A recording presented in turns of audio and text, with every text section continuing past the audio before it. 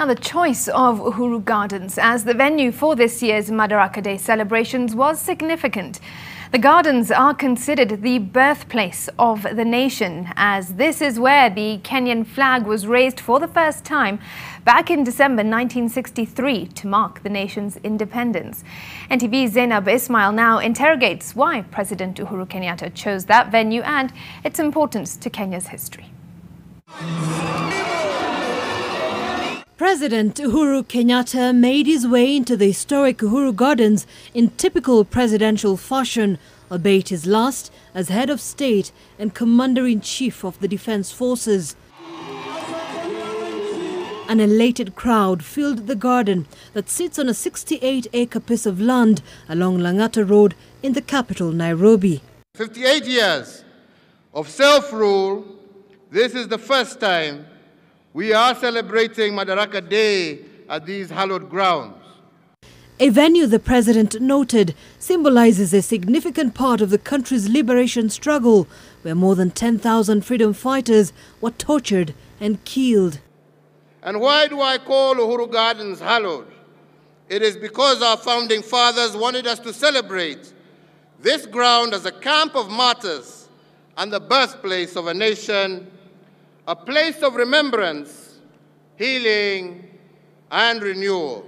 Outlining efforts by his administration to reclaim Uhuru Gardens from the claws of selfish individuals.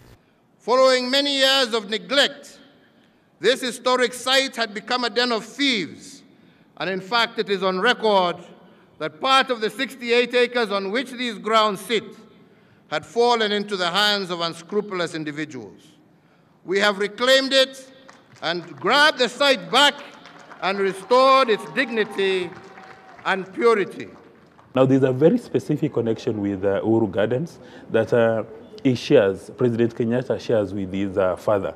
So there's a very strong emotional connection, and I suspect that's the reason why he wanted to have the function there and be the first president to have the function at Uhuru Gardens, where our flag was hoisted and where we received instruments for our internal rule.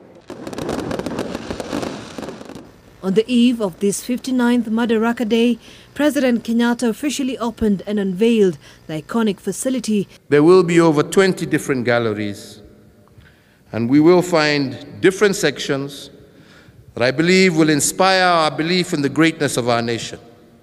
Well, inside this enclosure is the Mugumo tree planted on the exact spot where the Union Jack, the British banner, was cut down and the Kenyan flag raised for the first time in 1963.